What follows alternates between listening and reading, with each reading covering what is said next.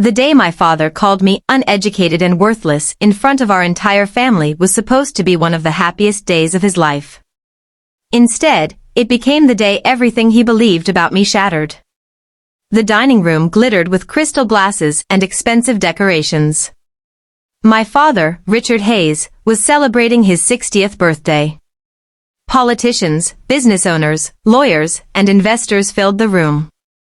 Everyone important in our city seemed to be there. And then there was me. The disappointment. At least, that's what my father always called me. My younger brother Ethan sat beside him wearing a tailored suit worth more than my monthly rent. Ethan had followed in Dad's footsteps, earned a business degree, and worked at the family company. The golden child. Meanwhile, I wore a simple black dress and worked as a librarian. At least, that's what everyone believed. My father raised his glass. I want to thank everyone for being here tonight. Applause filled the room. He smiled proudly at Ethan. This young man will someday take over everything I've built. He has the education, intelligence, and ambition necessary for success. More applause. Then his eyes landed on me. The smile vanished. And then there are people who waste opportunities. The room became uncomfortably quiet. My stomach tightened. Not again. For years I had endured these public humiliations. Every holiday. Every birthday. Every family gathering. But tonight felt different. Maybe because I was tired. Maybe because I had finally reached my limit. Or maybe because I knew something he didn't. My father laughed. My daughter Emily here never finished business school. She spends her days organizing books.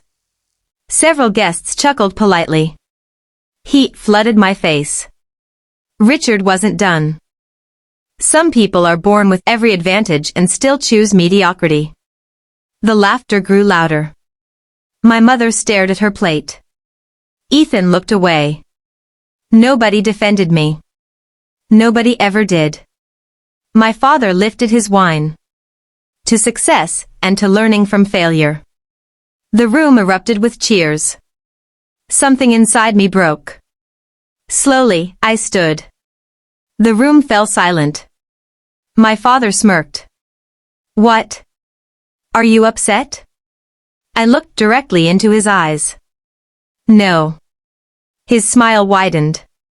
Good. At least you've learned to accept reality. I nodded. Then I said the words that changed everything.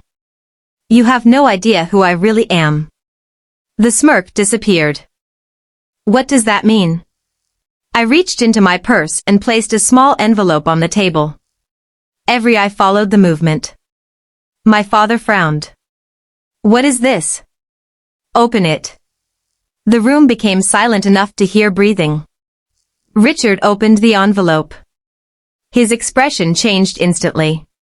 Confusion. Then disbelief. Then fear. The color drained from his face. What? He looked at the document again. Then again. His hands began shaking. That's impossible. The guests exchanged nervous glances. Ethan leaned forward. Dad? What's wrong? Richard couldn't answer. Because the paper in his hands proved one simple fact. For the past 6 years, the daughter he called worthless had secretly become wealthier than everyone in the room combined. Including him. 6 years earlier, I had indeed dropped out of business school. At least that's what my family thought. The truth was much more complicated. During my second year, I had developed a software platform as part of a research project. Nothing revolutionary. Or so I believed. One professor saw potential and encouraged me to continue. When I told my father about it, he laughed. A computer program? Yes. You want to waste your future playing with software? Dad, I think it could help businesses. No. He slammed his hand on the table. Real businesses make real products. I remember the humiliation vividly. He dismissed months of work in less than 30 seconds. That night, I made a decision. I stopped seeking his approval. I left business school and focused entirely on my project. My father called me a failure. My relatives called me irresponsible. Friends disappeared. Nobody believed in me. Nobody except one professor. And myself. The first 2 years were brutal. I slept in a tiny apartment. Worked 18-hour days. Ate instant noodles. Watched my bank account approach zero. Many nights I wondered if my father had been right. Maybe I was a failure. Maybe I was wasting my life. Then everything changed. A small company agreed to test my platform. Within months, productivity increased dramatically. Another company signed. Then another. Then 50. Then 500. Investors arrived. Partnerships followed. Growth exploded. 3 years later, my company expanded internationally. 5 years later, we were valued at nearly $2 billion. 1 year after that, we became one of the fastest-growing technology firms in North America. Yet nobody in my family knew. I kept my name hidden from public attention. I avoided interviews. Used executives to represent the company. Maintained my ordinary lifestyle. And every family gathering, I listened while my father called me worthless. Not because I enjoyed it. But because I wanted to know whether he would ever value me without money. The answer was always no. Back in the dining room, Richard stared at the document as though it were a snake. It can't be. It is. His voice cracked. You own Horizon Technologies? Gasps erupted around the room. Several guests immediately recognized the name. Horizon Technologies was everywhere. News channels talked about it constantly. Investors called it one of the biggest success stories of the decade. My father looked sick. No. I nodded. Yes. Ethan grabbed the document. His eyes widened. Oh my God. The guests began whispering frantically. Richard stood abruptly. This is some kind of joke. It isn't. You expect me to believe this? I calmly pulled another folder from my purse. Inside were ownership records. Financial reports. Corporate filings. Everything. His hands trembled as he reviewed them. Every page confirmed the truth.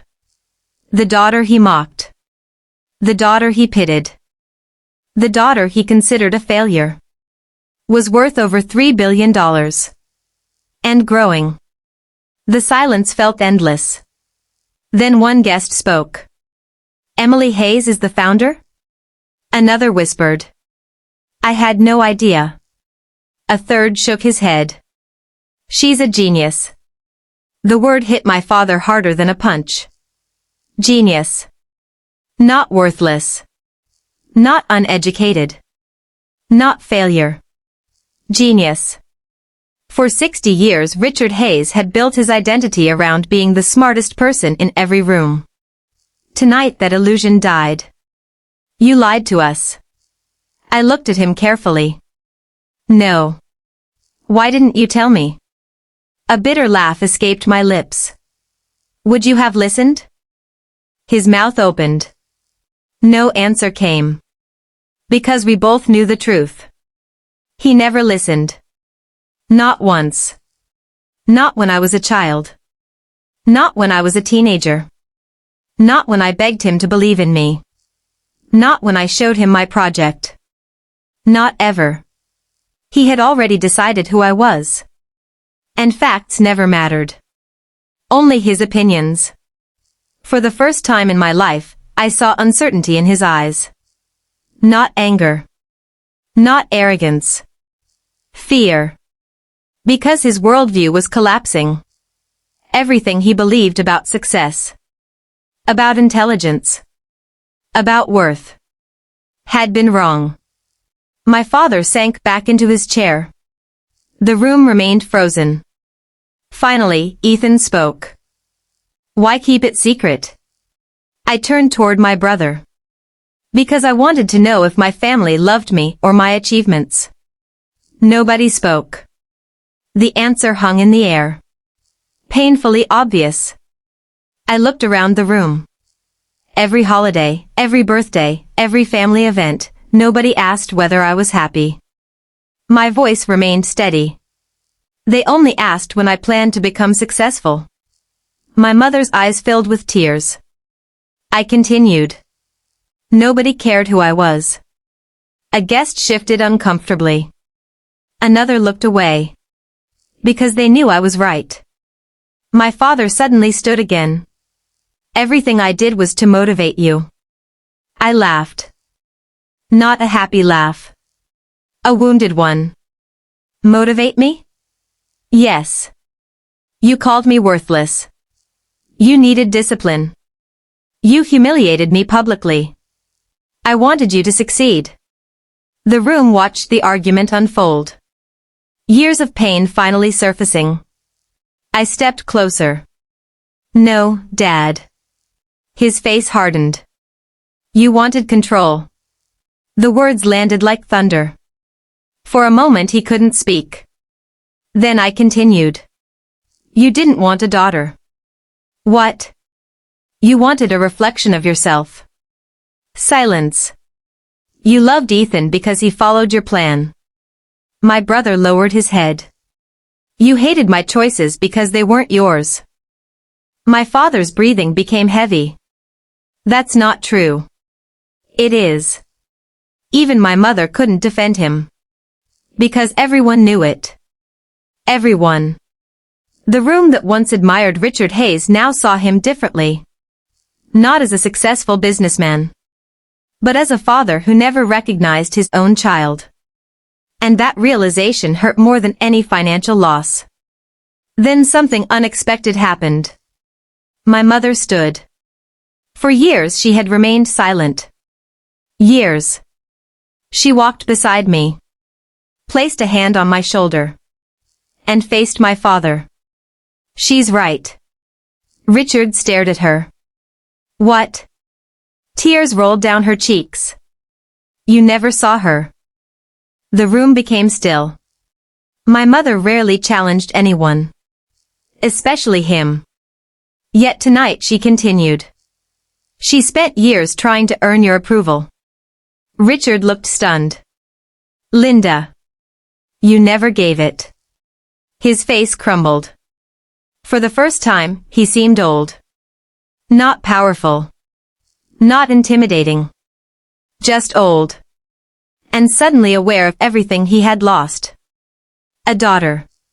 Years of memories. Trust. Respect. Love.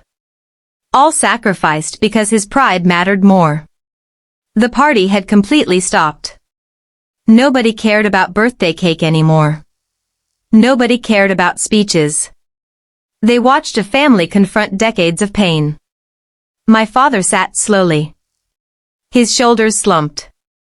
And then he asked a question that surprised everyone. Including me. Is there any way to fix this? The room held its breath. Because everyone knew that answer belonged only to me. I looked at him. Really looked at him. For years I imagined this moment. Thought it would feel satisfying. Victorious. Instead, I felt sadness. Because beneath the arrogance was simply a man who had wasted precious years. Years he could never recover. Money couldn't buy them back. Power couldn't buy them back. Nothing could. I thought carefully before speaking. You can't change the past. His eyes lowered. I continued. But you can stop repeating it. A tiny flicker of hope appeared. How? Start listening. Silence. Not judging. His breathing slowed. Not comparing. He nodded slightly. Just listening. Tears filled his eyes. The same man who once seemed invincible now looked fragile. Human. For the first time. I don't know how.